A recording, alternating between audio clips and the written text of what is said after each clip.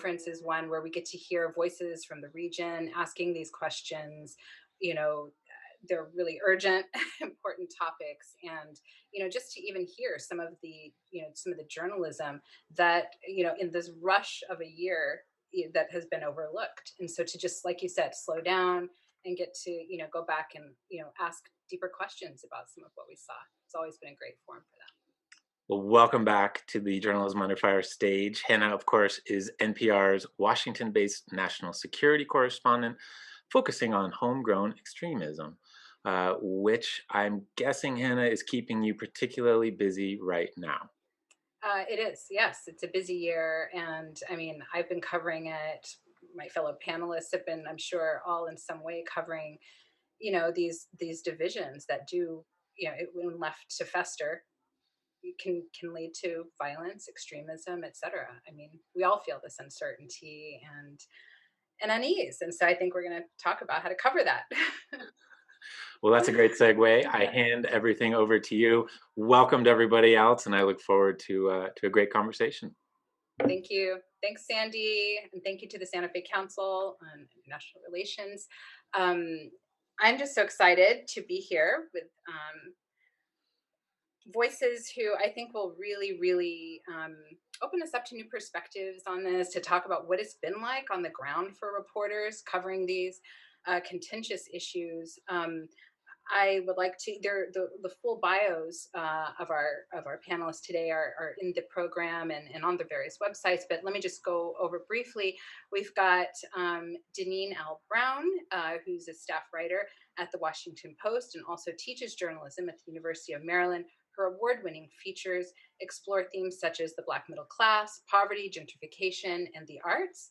And I think today we're going to be focusing on her incredible work on the legacy of the 1921 Tulsa race massacre, and reporting on that against the backdrop of today.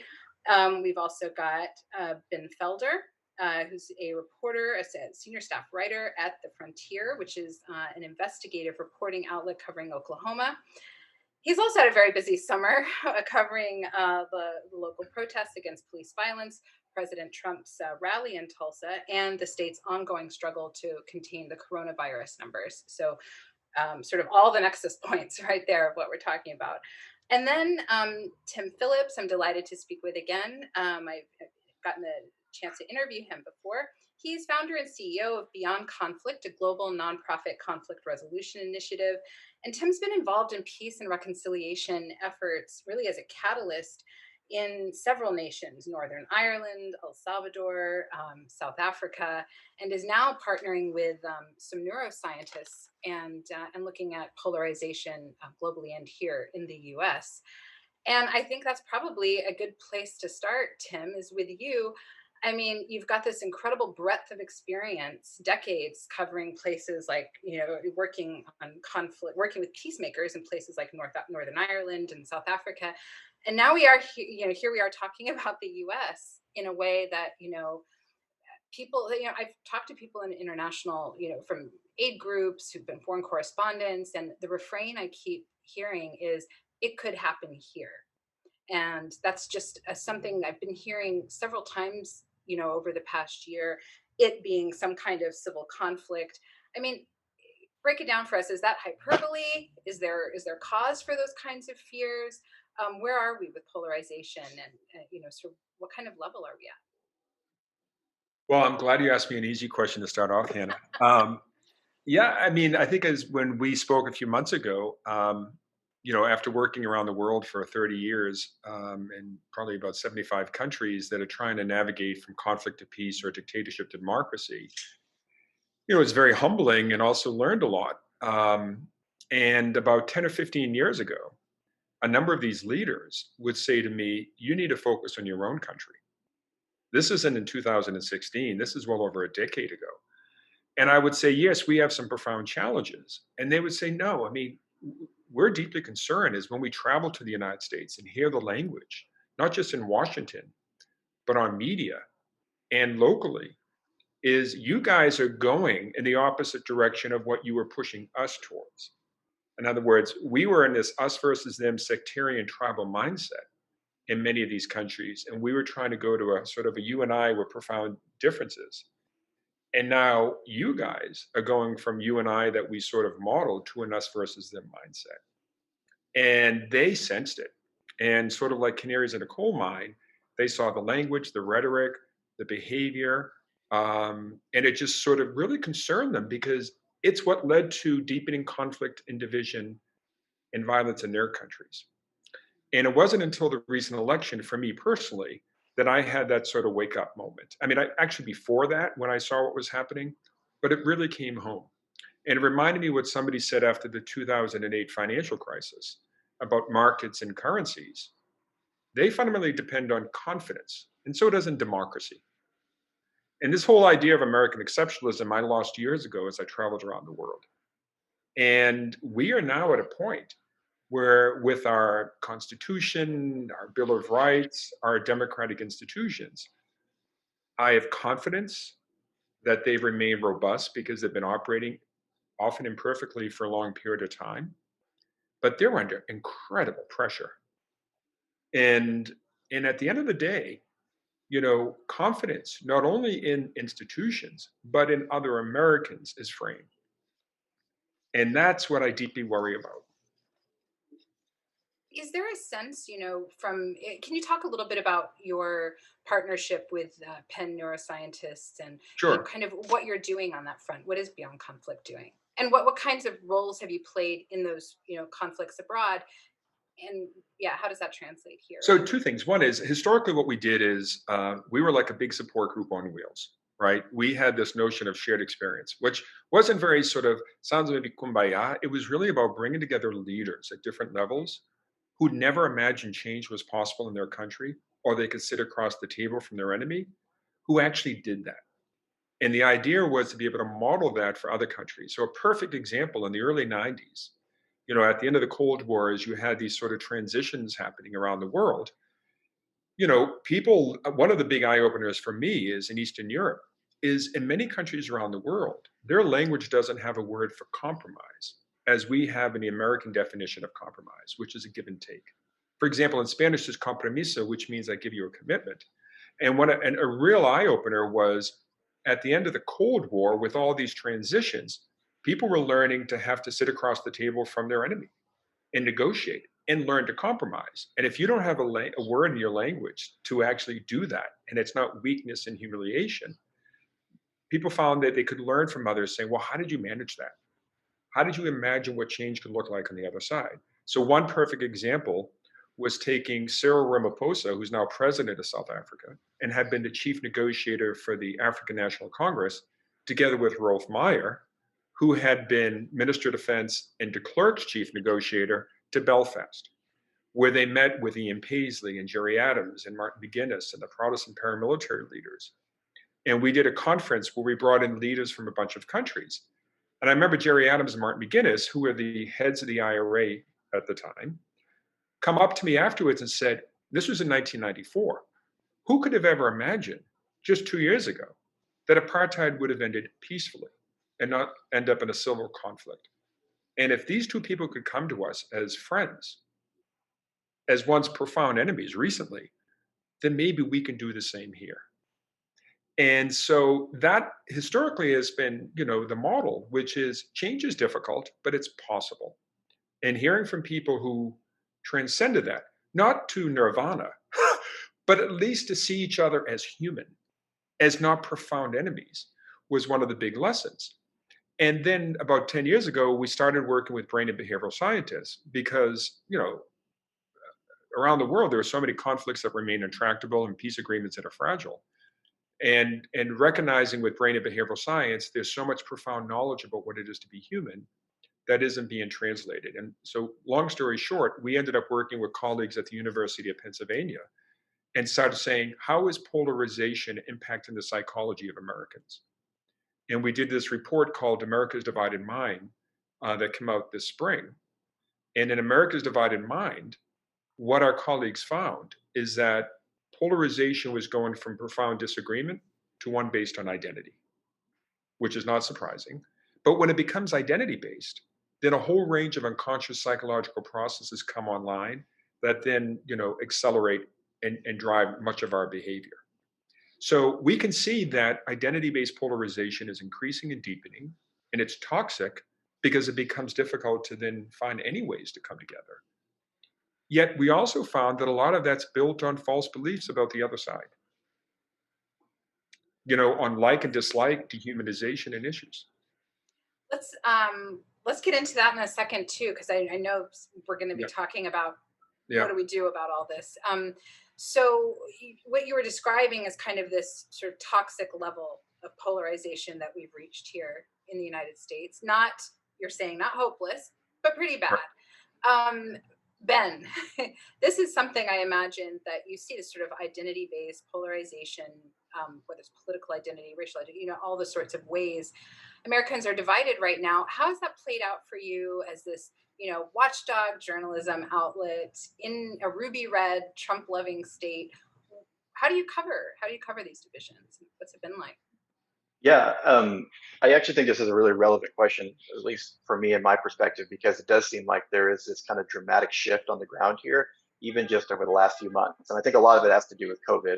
We can kind of unpack that here in a bit. I remember back to 2016. Trump was elected. The media was kind of doing a lot of soul searching. I felt like here locally in Oklahoma, I'm a son of the Midwest. I grew up in a conservative household, an evangelical household. I'm not naive to my own bubble. I live in a progressive part of Oklahoma City, trendy coffee shops, a Whole Foods right down the road. But I felt like I could still speak the language, right? That I still had that understanding.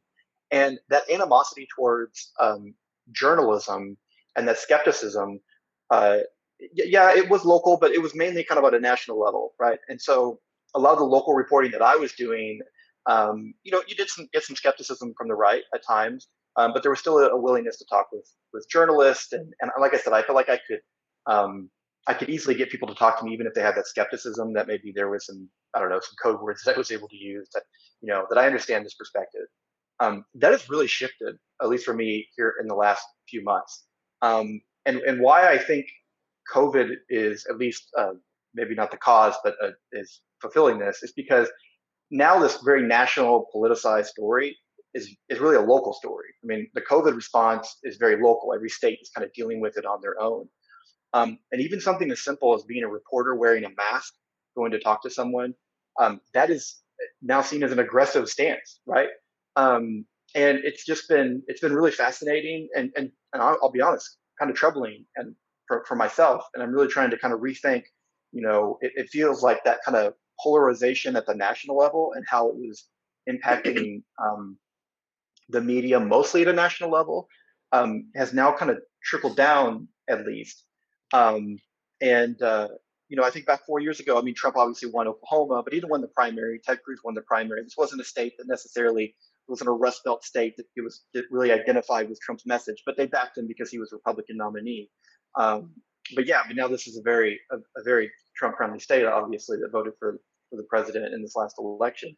But there seems to be a lot more animosity uh, towards the press, and it feels like COVID and some of the social unrest and the protests this summer too have kind of been the catalyst for that. And it has me as a journalist here on the ground, really trying to do my own now soul searching. I feel like the soul searching that maybe the New York Times, the Post, and others were doing 4 years ago um, is really relevant for me now, and hopefully for some of my colleagues. Well, what do you mean? What kinds of questions are you sort of looking at? Well, I'm questioning: do I understand? And I hate to paint it like the other side, but I want to acknowledge my own, naiveness. I mean, like I said, I live in a pretty progressive neighborhood. I try to be very apolitical as much as possible, but my circle is what it is.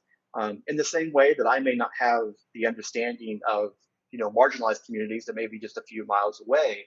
Um, I feel like though that I'm still able to approach some of those communities with an openness, and there's kind of a willingness to converse and help explain. And I feel like when it comes to the right, and I hate to just kind of, I don't mean to like paint the whole right with one Right. brush, but I'm struggling. Like I don't, it's becoming a lot more aggressive. It's becoming a lot more distrustful. I feel like even when there was distrust towards the media a few years ago, um, even at the local level, I mean, we'd still get people that would criticize you and throw around the fake news. But I feel like we did a decent job of still kind of reaching the larger audience here in Oklahoma, mainly because we were like a government watchdog, and I think even like conservatives could really kind of latch on to that. But now, and like I said, I think COVID has kind of just become the vehicle of it. Um, it's it's hard to even. It feels like that wall is being divided. So I no longer feel like I understand that community in a way that I did, and so I'm really trying to um, implore other. I mean, I was at a Trump rally on Sunday. I think it was this weekend. This rally of stop the steal and trying to maintain that Trump had won the election. Um, the it was it took a lot of coaxing for some to talk to me, and the best way I knew about to do that I would preface it by saying, do you feel like us in the media like mischaracterize you, don't understand your perspective? And they would all say, yeah, absolutely. And then I'd be like, okay, well, let's have this dialogue. I want to hear. This is me trying to do a better job in that area, and that's sometimes effective. But yeah, like I said, I think that soul searching for me um, is really has been intensified, especially as of late. And I mean, it's incredible to me that, I mean, you are a local news outlet, you're a longtime Oklahoma City resident, covering your community, essentially trying to have the conversation, and that now things are so tense that you can't. I mean, much less I would say it's much more difficult, much less, a parachuting national journalist trying to come in and do that. It's just interesting that at all levels there's this mistrust of the media. I was hoping maybe to hear that at the local level they know you, and it's Well, easier. and maybe in some ways, but like parachuting like now exists for me. Like when I Yeah. travel, I remember 4 years ago after the Trump election, I did this big piece. I was at the Oklahoman at the time, the daily newspaper here in Oklahoma City. I traveled around the state and kind of what does the Trump presidency mean for, an oil and gas town in the West or in North Tulsa or the Panhandle, just these kind of things. Um, but as I'm traveling around now, I feel like I'm parachuting in. I feel like I'm parachuting in when I go like just 10 miles up the road. Now, one of the reasons I'm a journalist is because I've always enjoyed the idea that I could go to someone that's different from me and say, tell me your story, right? So I don't like, that doesn't necessarily intimidate me, but it has made the job a little bit harder in kind of the conversations that we have. And like I said, I know we'll get into COVID here in a little bit, but I think that's become like at least a catalyst right now to where that is such a polarized issue. I mean, I know it is everywhere, but I just know my own perspective in Oklahoma, and it's so polarized here across the state. Um, DeNeen, you've also, and this is Oklahoma centric by accident, not because I happen to be Oklahoman, but I do think it makes a great case study. I mean, here you are covering sort of the modern day polarization and political divisions. And DeNeen, can you talk a little bit about your work in Tulsa, and sort of the excavations and the reckoning over the massacre, and what it's like to do that work against this backdrop we're talking about? Yes, thank you so much for having me. Hello, everyone. I was just thinking as the other panelists were speaking that um, the 1921 Tulsa race massacre is almost like the ultimate example of what happens when people are polarized, right? Mm. Oh, So got chills. really, really interesting. Um,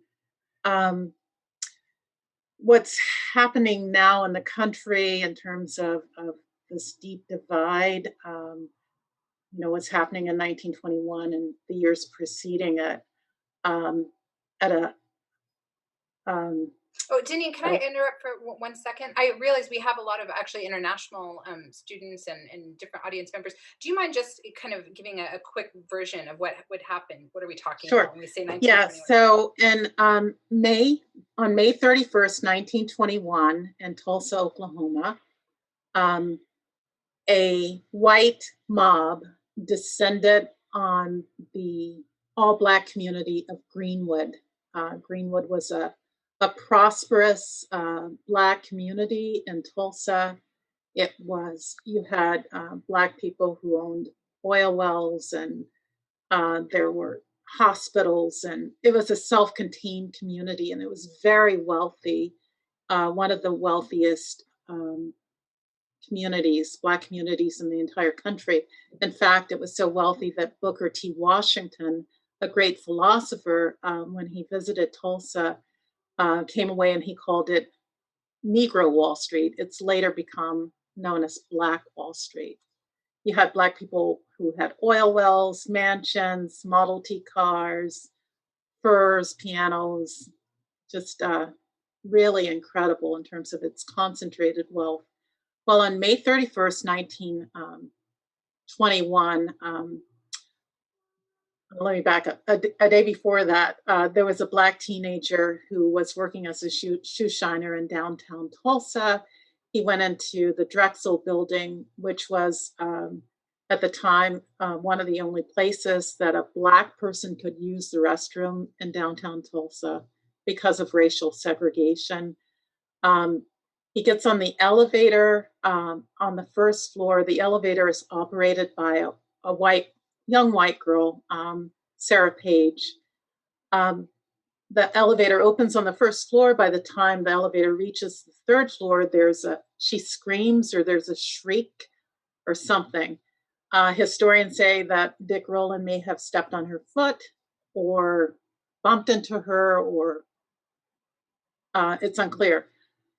He was charged with assault and arrested and taken to the courthouse in downtown Tulsa.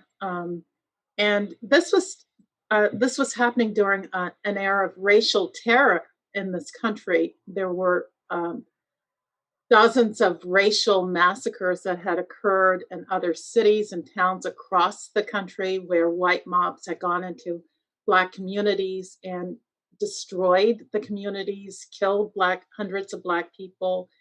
Elaine, Arkansas, which was not far from Tulsa, had happened in 1919. This was called the Summer of Red. It was called the Red Summer, 1919, when a number of white mobs destroyed Black towns across the country. So in Tulsa in 1921, when Dick Rowland is arrested, taken to the courthouse, you had World War I veterans, Black World War I veterans who had fought for democracy abroad and come back to the States expecting that they would be treated with some kind of justice, which they found not to be the case. They also knew how to fight, and they also did not want Dick Rowland to be lynched. So they went to the courthouse to try to protect him from the lynching by the white mob. The local newspaper printed a story saying "Nab Negro," which advertised the lynching. Hundreds of white people go to the courthouse. There's a confrontation between the white mob and the Black veterans. A shot goes off. A white man is hit.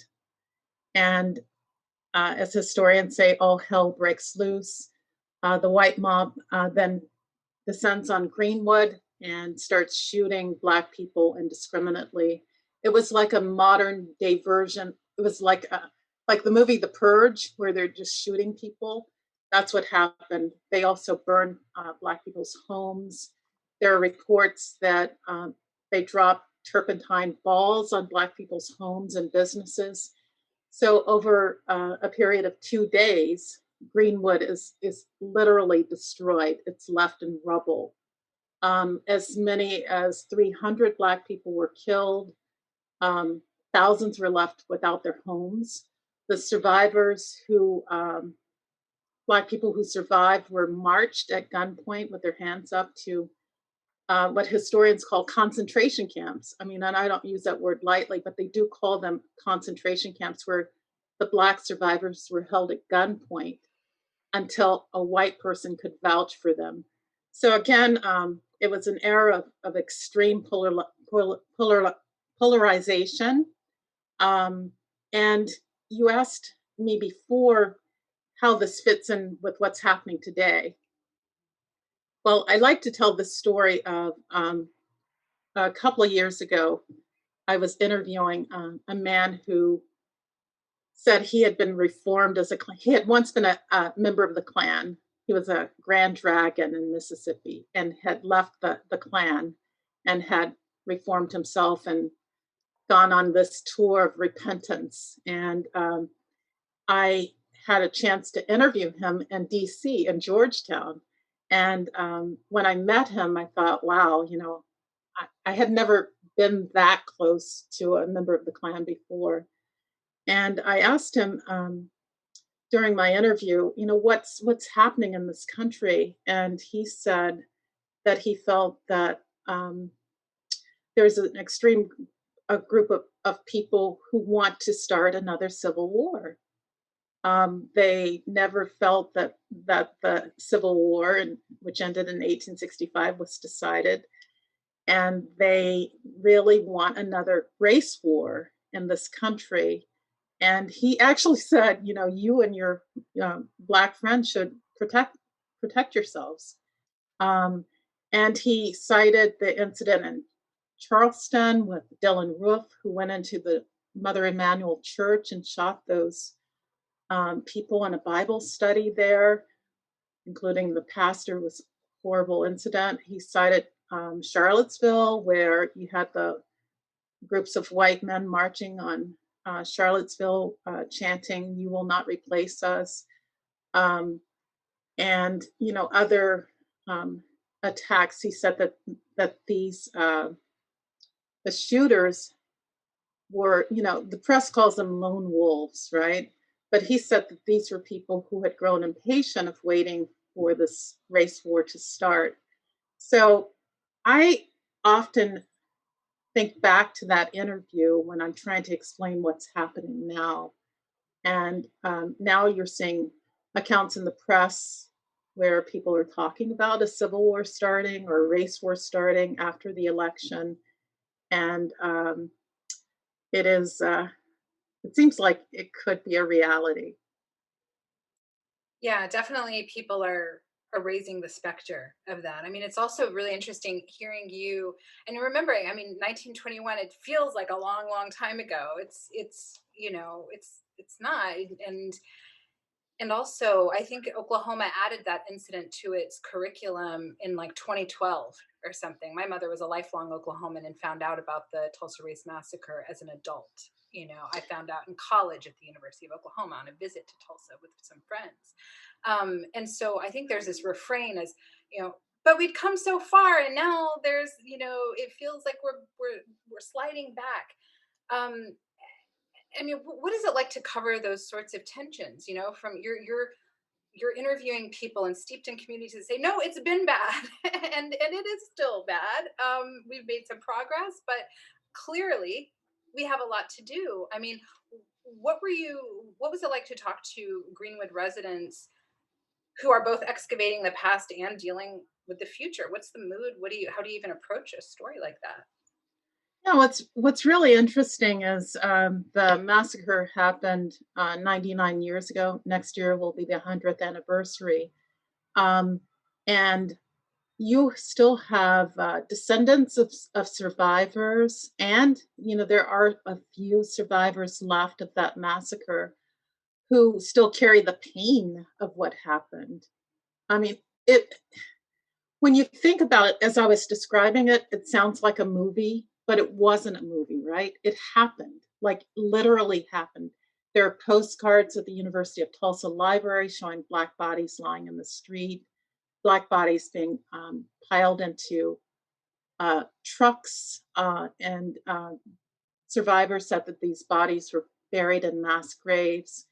Um, so it's hard to believe that it happened, but it really did. And so when I go back now to Greenwood and to Tulsa to talk to people, what I'm finding is there's a legacy of remembrance and a legacy of pain, right? I think some psychologists, there have been recent studies that say that uh, emotional pain of a traumatic event like that, or a traumatic event like war, can be passed from generation to generation to generation. And you see it and you feel it. And when you talk to people who are living in Tulsa, there's still a lot of pain, a pain for the pain is from the loss of wealth. As I described, Greenwood was one of the wealthiest communities in the country. There are descendants of those business owners who lost wealth. And I know that the term reparations is a hot button topic. but reparations have been paid to other groups of people in this country that have been wronged, and there's a demand among those descendants and survivors for just a repair or payment for the loss of wealth. So it is. I I have to say that it's been an amazing experience writing about Tulsa. Um, Ben talked earlier about being a national reporter and swooping in and covering an event. I've covered events for the Washington Post where I, fly in, land like I'm on a parachute and start reporting on the ground and write the story and leave. But with Tulsa, I often say, my people are from Oklahoma. I mean, it's my story. Literally, the way I started reporting the story is I drove to Tulsa from Kansas to visit my dad, who lives in Tulsa and has a little church in Tulsa. So this is it's like a local story for me. And I love to tell the story because I say, Dad, let's go have lunch on Black Wall Street because I was really interested in Black history at the time. And I'm sitting in the local soul food cafe. Ben may know it. It's called Wanda J's. And I look around and I'm thinking, wow, there's a minor league baseball stadium. There's an apartment complex. There's a yoga studio, a yogurt shop. And having lived in DC, I know all the signs of gentrification. So uh, it was a weird, it's like a contradiction.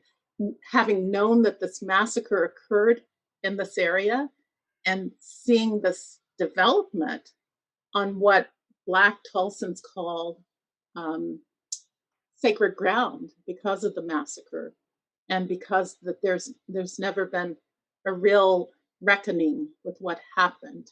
Mm-hmm. So I fly back to Washington. I tell my editor, "Hey, Black Wall Street is being gentrified." She says, "Oh, that's a great story," and I end up, writing a story about development on Black Wall Street, and I had gone back to read the 1921 Tulsa Race Riot Commission report, and really a great editor at the Post said, "Hey, what about this investigation that was never completed?" Um, that I'm sorry, I'm jumping around, but that commission had recommended that um, reparations be paid to survivors and descendants, and that commission, which wrote its report in 2001, also recommended that the city physically dig for mass graves. And that investigation was closed in 2001 without a physical examination or excavation. So I wrote the story in 2018 for the Washington Post. It lands on the front page. The next day, the mayor of Tulsa, G.T. Bynum, announces he's going to reopen the investigation to search for mass graves of Black bodies, of Black people. Right. And they have indeed found, and the massacre. Yeah. Yes. So that was in 2018. The city began its ground penetrating radar to look for what they called anomalies underground that could show kind of radar images of what was beneath the ground. And they started looking for that October 2019. In December 2019, the scientists announced that they had found anomalies that they said were consistent with mass graves. And then they were scheduled to physically excavate for the mass graves in April, but because of COVID, they postponed it. Wow. They went in and they dug in July for the first test to excavation, which found no human remains. They extended their search, and in October, just a few weeks ago, they went back to another site in Oak Lawn Cemetery, and they proceeded to excavate. And lo and behold, they found a mass grave. Mm-hmm. They found what constitutes a mass grave. Oklahoma State archaeologist Carrie Stackelbeck actually said this constitutes a mass grave. And this And let me trench, just, in the interest of time, and they're still conducting, I think, forensics to determine exactly who's there, right? But they have found so what what they they found in consider. that trench were at least 10 coffins, at least 12 coffins, maybe more. And then they have to do more testing to look for trauma trauma and burns that might connect the bodies that are in that trench To the to the massacre. massacre. Sure. I want to go to Tim for a second. I mean, just even listening to DeNeen talking about, people excavating, it just reminds me of covering, mass graves in Lebanon, in Iraq. And, for example, in Iraq, by the time, Saddam Hussein was hauled to trial for, Halabja, for the, slaughtering, the gassing the Kurds, and for other war crimes, crimes against humanity, the country was in the throes of a sectarian war, and very few people actually paid attention to this sort of historical reckoning going on. It was almost a sideshow. Just listening to that, I mean, this important excavation going on in Tulsa at a time when it's shut down by COVID, we've got all these political divisions. I mean, how important is it to force these reckonings and to have them? You've, I'm sure, sat with conflict, sort of stakeholders all over the world, hearing these kinds of stories. How do you start to get past something so horrific and traumatic? I mean, 100 years later, DeNeen is still hearing the Yeah. pain. Yeah. Yeah, no. And DeNeen, thank you for that incredibly powerful um, description. I mean, I was thinking of when I was in El Salvador in the early 90s and going to the El Mozote massacre site or other sites around the world. And, as you said, I mean, a couple of things. One is you said about the inheritance. There's pretty well established science. It's called epigenetic inheritance of loss and trauma and suffering that does get passed down. But even without it being biological, narratives of loss, in a sense, get passed down, and they shape how we think and how we feel. It's and there's some research that shows that it's much more difficult for children, grandchildren, great grandchildren, even if a family member themselves may have not been in Tulsa, but other African American families nearby are talked about it, and that narrative of loss continues in the family.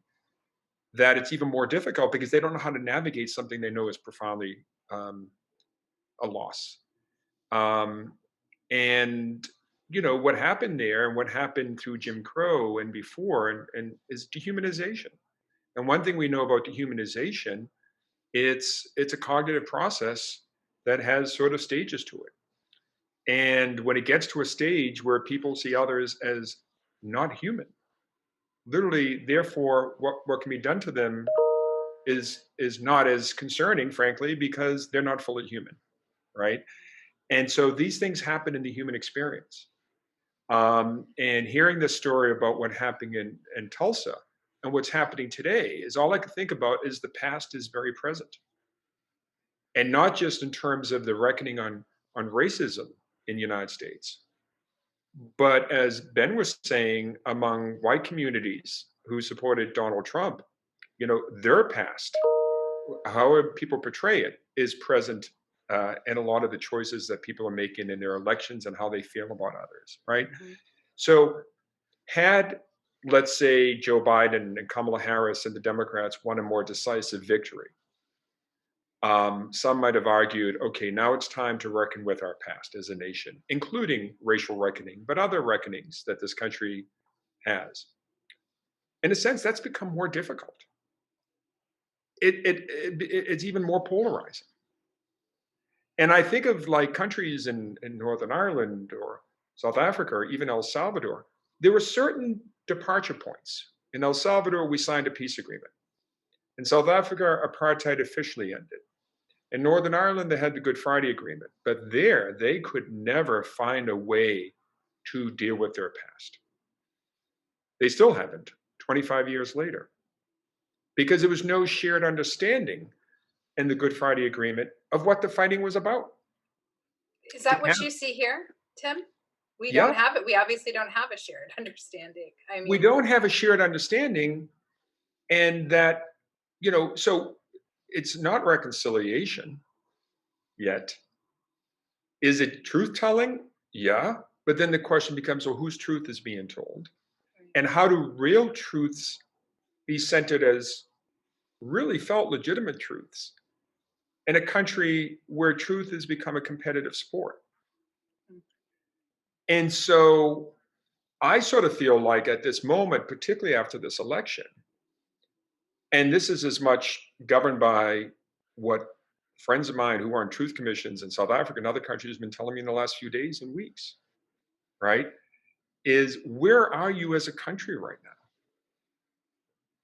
And I think of the Gauguin painting of this and from Tahiti, and in French it said, "Who are we? Where are we from? And where are we going?" And I think we have to reckon with this view that we're exceptional, that we are this beacon of democracy. We have to put aside exceptionalism and recognize, yeah, we do have some qualities as a democracy and as a republic and things that have certainly, emanated within the country and globally. But we also, like many of these other countries, have really dark, dirty past that shape our present in ways that need leadership. And that's where, when I think of like Nelson Mandela, he's become so iconic that people discount him. It's almost like, well, that's Nelson Mandela. You No. often hear Tim, oh, Iraq, we don't have a Mandela here. We're never Yep. going to be in America. There's no Mandela. Who, what? So in countries that don't have sort of a figure like that, is there any? I mean, how do you sort of transcend these, these differences? What kind of leadership can do that? Well, Mandela would say, and other South Africans would say, don't look for a Mandela, do it yourself. Because he was an angry man as he was coming out of prison. He transformed himself to be this iconic figure. And there are many other less famous people, and it's easy to land on him because he's so well known, but I could recite people less famous who use whatever, particularly people who are victims or communities of victims. They sat there and said, how do we create a bridge to bring the other side to us, right? How do we understand where they're coming from? What are their narratives? We don't like our identities being ascribed and told by others. Well, do we do the same to the other side, right? And it's a really deeply depressing moment we're in as a country. But the reality is, as I mentioned in our research on America's divided mind, we get profound problems, but we're actually in many ways closer together on some big issues and feelings of like and dislike and less dehumanized than Americans assume across these divides. So that's a good starting point, is that, Americans overestimate Democrats and Republicans that the other side dehumanizes them at 50% more than actually happens. Think of that. Or that the other side dislikes them at nearly double than what we find. And there's more commonality on big issues like immigration and gun control, but they don't know that. Do you And think those numbers would look the same now, post this, sort of very polarizing election? That's still sort of, the, the president hasn't conceded. It just seems well, like a very precarious moment where, it is a precarious moment. it's like, yeah. It is precarious because, particularly the last 4 years have highlighted the importance of norms. And one thing I learned from a lot of these scientists is too often we focus on changing people's hearts and minds when actually what changes behavior are norms. And then once you change people's behavior, their hearts and minds will follow. So this is where leaders have to stand out. This is where leaders on the Republican side and conservative leaders, and they don't have to be just elected officials, have to stand up and say, do I want just power or a country? Because power passes from hands, but countries can either fall apart or survive. And this is where people have to make a real choice: is what is it at the end of the day that you want to hold on to? And leaders play that huge normative role in our society, and they need to be they need to stand up, you can't just rely on people who are elected officials. It's a difference between authority and leadership. Is you don't need to be in a position of authority to exercise leadership. I I should have wanted to mentioned. I say, just oh sure. I just want to mention real quick for the audience out there. Please feel free to ask questions in the Q&A bar, and we'll get to them. I know we've. I'll try to ask them throughout, and we'll also reserve some time at the end. Please go ahead, Denise. oh, I was just going to say, as Tim was speaking, I think that there are some universal absolutes, right? So you talked about power, but there are some, the idea of truth is actually more powerful than those other concepts. So um, the truth, you asked me before, Hannah, what has it been like covering this massacre and this search for the mass graves? I often say that journalists, our roles as journalists is to seek the truth, pursue the truth, and report it, right? And so, in this example of what of the Tulsa race massacre is, in pursuing the truth, we have uncovered a mass grave, right? That was not marked. No one knew it was there before October 2020. So I think as we, despite the opposition, like Ben was describing in his reporting, despite the confrontations we encounter with people that we're reporting on, if we are laser like and are focused to pursue the truth as journalists, then that can be very powerful and can eventually lead to change. But our role is that of storytellers seeking the truth. Um, Ben, I imagine you're hearing some of this talk about reconciliation and uh, speaking, uncovering the truth and everything. You're also dealing, I'm sure, with a flood of misinformation, disinformation. I just and the kind of social media kind of stirring up of some of that stuff. I just want to read a little bit from the lead of your story on election day, where you spoke to an Oklahoma City voter named Roger House. Is that right? And he voted straight Republican on his ballot Tuesday, rebuking what he saw as an attempted communist takeover of the federal government by Democrats. Then he goes on and you're talking about he'd hoped it would lead to the impeachment and incarceration of Democrats like House Speaker Nancy Pelosi, who he believes has betrayed the country. And here's his quote: "If this were wartime, it would be treason. And it would be a different sentence than jail," said House 73, who made a motion with his hands as if he were firing a rifle while exiting a North Oklahoma City polling center. So I mean, this is something I hear too, and that's just an ordinary voter. I deal with extremist groups, where the narrative is the same. It's not just that you disagree with your political opponent; they could be killed. They deserve death. That there is an implicit or sometimes overt threat of violence, and a lot of times, when you kind of scratch the surface of that, here come the conspiracy theories. Here comes, debunked news. I mean, how do you deal with that and accurately cover your community? Yeah, it's a great question, and I think I think we've long been in this era where all politics is national. And I think as a reporter that covers local politics, I mean, you often get those kind of nationalized answers, maybe from voters, but you're able to kind of drill down. Okay, what are the issues that are most important to you? And I think a couple of years ago we had a governor's race and a high-profile congressional race that Democrats flipped a seat here in Oklahoma City. And education was the big thing. We just saw a teacher walkout. I mean, school funding was like it was. It seemed like 2 years ago, and maybe this is just a product of midterms versus presidential election, but during this midterm year, policy was for front and center. This year, ideology has been front and center. And like I said, I think that is probably kind of a product of a presidential election is kind of when we all kind of like, we vote for the ideology, the America we want, that kind of thing, less, not so much about the policies. But, the gentleman you talked to, I'm not looking for a salacious quote. I mean, is it a good lead? Sure. But I talked with him for many minutes afterwards to try to like, okay, so if you have this perspective Democrats, what does that look like locally, or what issues are important to you? And it was hard to get him and others to get off that nationalized focus. And I think part of that is just the way that when you talk about misinformation, I mean, just how much we demonize the other, right? And so, I mean, we had a really highly competitive congressional race here in Oklahoma City.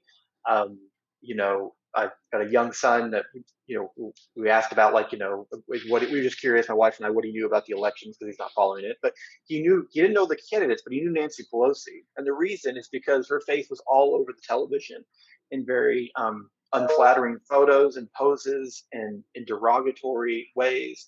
And her and the the members of the so-called squad. And I'm just thinking, like, for a lot of Oklahomans who are not around people of color, um, if this is their only interaction, these are just very, like, even just unflattering photos and these almost like grotesque images. I mean, there's such a demonization of the other side, um, that it's really taking root right now. I mean, there is this. Um, and it's more than just. And I just wanted to say, it's interesting. Deneen's talking about kind of the legacy of the race massacre and how relevant it is today. A lot of Oklahomans, mainly white Oklahomans, would say, "Oh, that was 100 years ago," or the indigenous community here that was decimated when during the land run. They would say, "Oh, that was over 100, more than 100 years ago." But this is still a state that, like, prides itself on its history. Like, most white Americans or white Oklahomans will say, "I'm the fourth generation homesteader here in Oklahoma," or I mean, so history is still really relevant to people here. And it seems like sometimes the history of whites is embodied, but then the history of other communities is kind of discredited. And I find that to be a really interesting thing here, because this is a state that prides itself so much on history. Hannah, you grew up here, so maybe you did the land run reenactment. Like, Oh, we did. Yeah. Land run reenactment with, sort of, yes, definitely one sort of view where, yes, everyone was making prairie bonnets and plains dresses and reenacting the land run without sort of Yeah. any talk about, the cost of that and whose land it was. And the final point I just make is just that, like, that demonization of others. It's now, I mean, it's journalists too, right? So, like, I mean, I don't think Roger saw much of a difference between myself and Nancy Pelosi. I mean, he spoke with me, but there was that gun motion was directed at me. I mean, just, So he literally did yeah, that. yeah, and with a sly smile that was discomforting for me. And I'm not someone who just, in my position, Mhm. is used to that kind of discomfort as some others might be. But yeah, I think that demonization of the other has really started to take root. And I don't know what it takes to, recalibrate that. I should say, I mean, Oklahoma was so is so interesting. I mean, and this can get to a question on identity that we have from someone in the audience.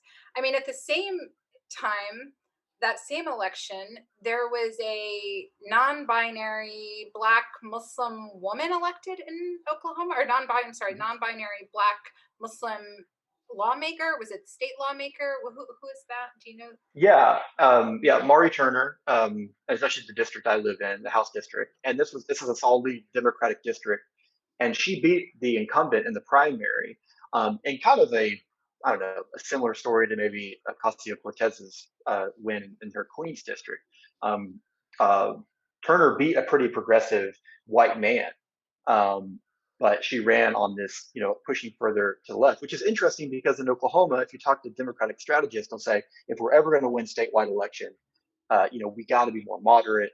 Um, Kendra Horn, the Democrat congresswoman here who lost her reelection to a Republican, I mean, she really painted herself as a moderate. But in the state house and Senate, the Democrats are becoming more extreme, in the way the Republicans are as well. And Mhm. so, I actually, funny, 2 days ago I was interviewing Turner, and I think she is not concerned with turning Oklahoma blue. She is concerned with representing her own community, which is a very diverse community, has a thriving gay neighborhood, um, a higher percentage of non-white residents than some other places. And so, I think that's going to present interesting conversations in the state house as you kind of see that further division. And state houses all over the country, we're seeing Yeah, that yeah. same schism. So we had a question on identity. Someone saying Tim Phillips made a very insightful comment, namely polarization based on identity.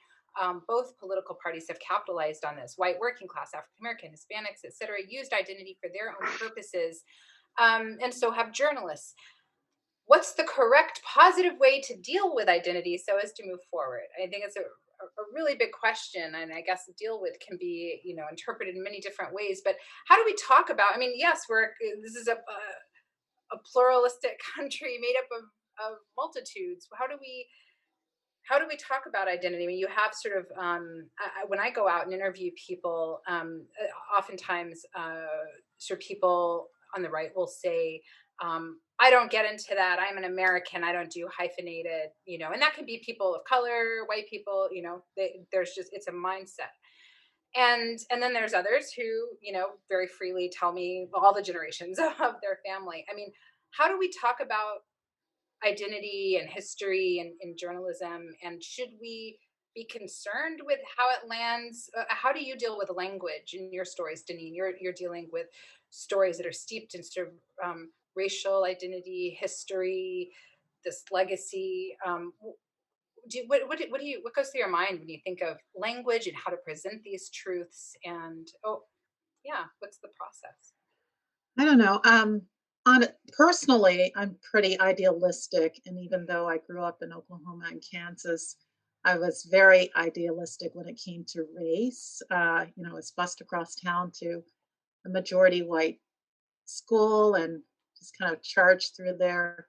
Had a lot of friends from different races, and it was literally only after graduating college and landing in a professional job that I started recognizing race. Seriously, I was really idealistic. But personally, I mean, I really believe if we are able to get to a point where we just see people, as human, like we're all human, right? We're just walking around in these different packages. Our packages look different. But if you cut me, I bleed, right? If you were to look into my heart, you would know that I love my family and I love my son just as anyone else loves them. I think it's essential that we kind of rise above um, what we look like and just really deal with who we are inside. I tell my students um, to take stereotypes and just like slam them, ban them, crush them, and just like demolish them and look inside the person, which allows me as as a reporter. I used to say a reporter who happens to be Black, and now we're Black reporters. But as a reporter, I can go out into a conservative white community and come back with a story. I can report and sit down and interview a conservative white person and get to the heart of the story in the same way that I can go into a Black community and sit down and get to the heart of the story, because what I'm seeking is truth. And what I'm seeking is kind of universal truth, right? Mm-hmm. And once you throw off that cloak of what we all look like and really seek in our interviews what people desire as humans, we're able to come back with fully complicated, rich stories. Yes, I mean, yes. So I hope that answers your question. I think could so. go on more. But. I mean, Tim, in other countries, have you seen what's been the role of the press in the sort of reconciliation process? I think there's, as DeNeen says, we're supposed to be truth seekers. So even sometimes when people talk about the concept of solutions-oriented journalism, even that kind of feels a little, for some, is that what we're supposed to do? Are we witnesses? Are we participants? What are some of the ways you've seen the press shape reconciliation efforts? Well, it's certainly they've been courageous, and a lot of journalists in many of these countries have lost their lives, as we know. I know in the case of Northern Ireland, some journalists who were Protestant and came from a working class background really tried to understand the loyalist community, particularly those who joined the paramilitaries.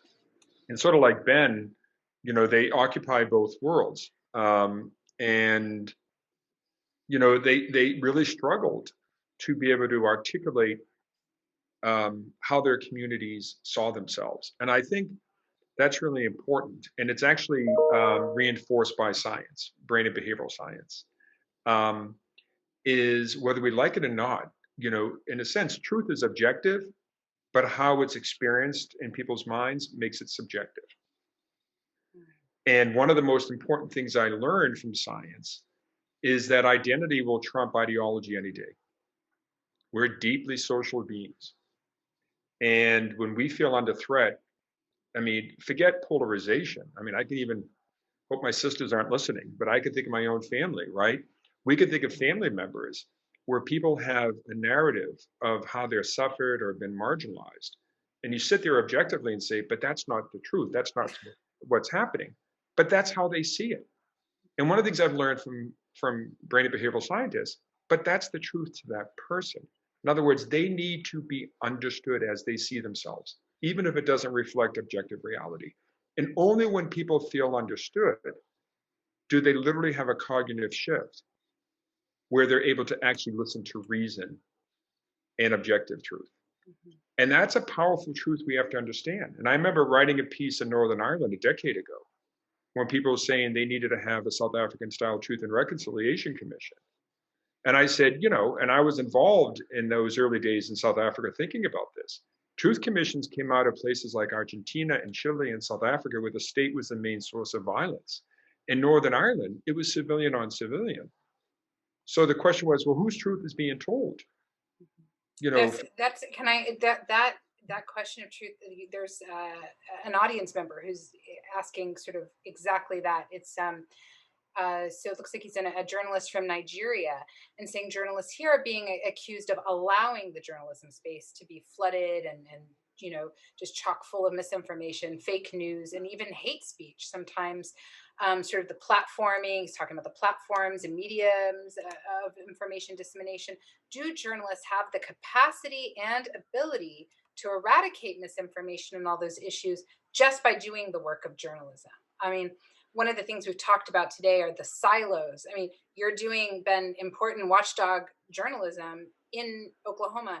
Will it make a difference to that voter you talked to at the polls that day who made the gun gesture? Is it reaching? Is it breaking through? That's a great question. I think at these times it's more important than ever for us to first kind of um, stick to our fundamental principles as journalists. But I think over the last several years, where I think, I don't want to say it's a mistake, but I think we haven't gone far enough to where we say, if we just do our job, and I agree with DeNeen saying, seeking truth, and I agree with that. I'm not talking about that like kind of laser-like focus to the truth, and we'll see where we'll present the story as it is. But I think there's been a feeling that if we just do our job, then it's the reader's problem or the non-reader. It's the public's problem. And I mean, we have a burden because of the high amount of media illiteracy, and I know even that is kind of an elitist statement, but I think we have a burden as journalists to think through and find ways for us to go above and beyond just doing our job. And so, what does that look like for us to communicate to our audience and the public about how we do our job or why we're doing things the way that we're doing? And I don't have great answers on that. I mean, I think of examples like, I know the Colorado Sun has these kind of great indicators next to their story showing like this came from original reporting or this reporter was here. I mean, I think we're naive enough to think that people understand what it is we do. And even this week, like the Atlanta Journal-Constitution, they got a lot of attention. They did an editorial above the masthead. I don't disagree with that. I mean, I think that the idea that the election, calling it a fraud is very dangerous. So I am inclined to agree with that opinion. But I kind of like sighed when I saw it because it's like, I don't know that that's doing us any favors with the public by, especially putting an opinion above the masthead on the front page. It's tough. I don't know how, I mean, I don't, like I said, I don't have any great ideas, except I think we got to follow on our principles, but we have to rethink what does it look like for us to interact with the public? What is it? How can we find new ways to go above and beyond that? We can't just sit here and say like, I'm just going to tell the story as it is and just, the reader, if they don't understand it, that's their problem. And I think our posture, and this is where I think DeNeen is probably most like great at her skill set is probably in those interactions one-on-one with people that we're interviewing, right? I mean, that it can't be just a one-off interview. We're not just asking someone questions. oftentimes we're presenting our craft, our trade to that person. And this is an opportunity for us to, for lack of a better term, evangelize what it is we're doing. And I've had readers who have been our interview subjects have been very distrustful and have become readers and feel like they better understand, or will still reach out to me and say like, why was it written like this? Or why did this other outlet do this? And so it's such a crucial time for journalism. And I think we have to be willing to ask ourselves, how can we do it better? Without assigning us blame. Because I think we're sometimes just like, well, if we say we have to do it better, then we're saying that the criticism is valid towards the media. And maybe it is, but I think we have to kind of get beyond that a little bit and be willing to say, the future of our profession is on the line. We have to think what does this look like going forward, and how can we, like I said, evangelize what we do and help readers understand as we're trying to understand others as well. I'm sure if that makes sense or not. No, for sure. I mean, it reminded me of something Tim and I talked about in an earlier interview where, you were saying, and tell me if I'm mischaracterizing it, that, there's all this media focus on the divisions. I mean, it's also about an issue of framing, right? I mean, we can also highlight who is doing that work, who is trying to build bridges. Are we reporting on initiatives like yours at Beyond Conflict, really kind of studying this is your brain on polarization, and what does that mean, and looking at science, looking at all these different factors. DeNeen, do you have anything to add on that? Oh, um, I often say, when you talk about who writes history, there's that saying that the victors write the history, right? And as a result of what's been written in our history in this country, a lot has been left out, a lot has been erased. This is why, so many people didn't know about the Tulsa Race Massacre until 80 years later. There's a great quote from Miriam Makeba. Tim talked about apartheid in South Africa. She says, the colonizers come and they write as though nothing existed before they arrived. So I think it's important when we're telling stories, when we talk about the media, we have to talk about who's telling the stories, right? Who's editing the stories? What's being left out? What are the voices in the newsroom that are being unheard? It's I think it's incumbent upon newsrooms and journalists to vary the perspectives that we come with when we come to tell the stories. Because hearing and listening to a story is an interpretive process, as Tim said, right?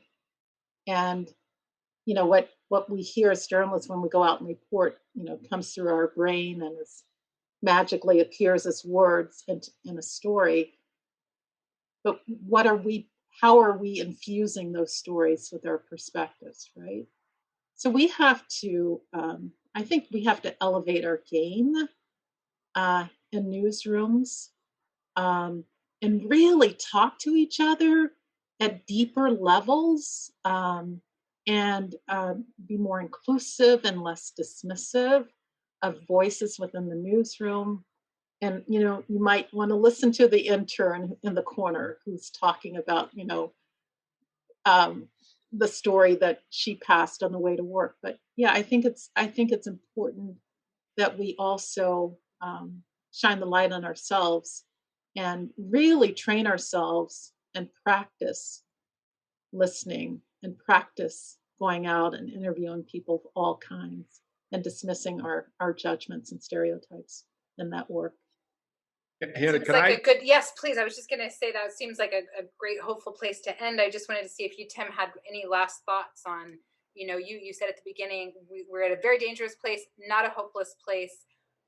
What did you mean by that? Take us out maybe on some note of hope, if there is to Well, be one. so a friend of mine from Central America once said that the only way real change can happen in a divided society is that people have to experience zones of discomfort. And what he meant is you can't move people from A to Z. People just can't handle it. They can't process it. because it's not just like an individual has to process something that's an uncomfortable truth about themselves, their community, and their nation, their tribe. But it's also processing, mostly unconsciously, what does this mean for my group affiliation? Because if my group and its leaders are denying this happen, but I know at a human level that this is a profound truth, our brains operate to keep us more aligned to our group than to accept a very deeply uncomfortable truth. And so when we think of the truths that have to be unpacked, like Tulsa, I think to what DeNeen was also saying, we have to challenge our assumptions. I don't think, as Ben said so powerfully, I don't think journalists or anybody in any category sits back and says, okay, here's what we're trained to do. We've done it and good luck. We're at a moment as a nation where it's not like coming out of apartheid, coming out of conflict. What I worry about is we're on the other side. And what failed in those other countries is people not recognizing the risk that's there and also what they have in common. And I don't mean just in a kumbaya way what we have in common. And that's well established, that there is a lot more areas of not just compromise, but agreement. But that we have to recognize that, as humans, we're exquisitely attuned to context. That's literally how our brains operate in the world. And the more we can see ourselves and recognize how truth plays out, and also the pressure to stay with our group, and not just explicitly, more unconsciously, we need to understand that and navigate that. And we need as a country go through zones of discomfort and not just recognize by telling the truth, and I don't mean just from journalists, but other categories, that is sufficient for change. We have to just take it step by step. I would say we're probably in one of those zones right now. It feels like it. Yeah. A big one, but a necessary one. Right. So thank you all, and good luck with the reporting. Be safe out there. Good luck with your research, Tim. Thank you. Thank you all. Thank you, Thank you, Sandy. Hannah. I think, Sandy, I'll turn it over to you, Sandy. Yeah, let me just say that was absolutely fantastic. I feel like we could spend the next 2 hours talking about all of that. So many big, important issues. It made me think too of the panel we have on Tuesday morning at 10 a.m. Mountain, where we're going to get similarly into a lot of these issues around identity, resistance, objectivity. These are massively important issues that I think we have to keep unpacking. So let me thank you, Ben. Thank you, DeNeen. Thank you, Tim. Tim, of course, spoke for us a couple of months ago. Thank you. It was such a pleasure. And Hannah, you are a master. Thank you so much for your leadership and guidance and all your great questions on all this. And let me warmly invite you all to Santa Fe in 1 year's time, and we can do this all over again. Woohoo! Vaccine, come on. We just need that one thing. That's right, just the one thing. Thank you all for all folks out there. Join us again at 5:30 tonight. We have Wes Lowry from 60 Minutes, Steve Hernan from the New York Times, Russ Contreras, and then we're going to go right into a second session with Jack Oman, Matt Worker, political cartoonist, and Dan Priest. It's going to be a great one. Until then, we'll see you later. Bye, everybody.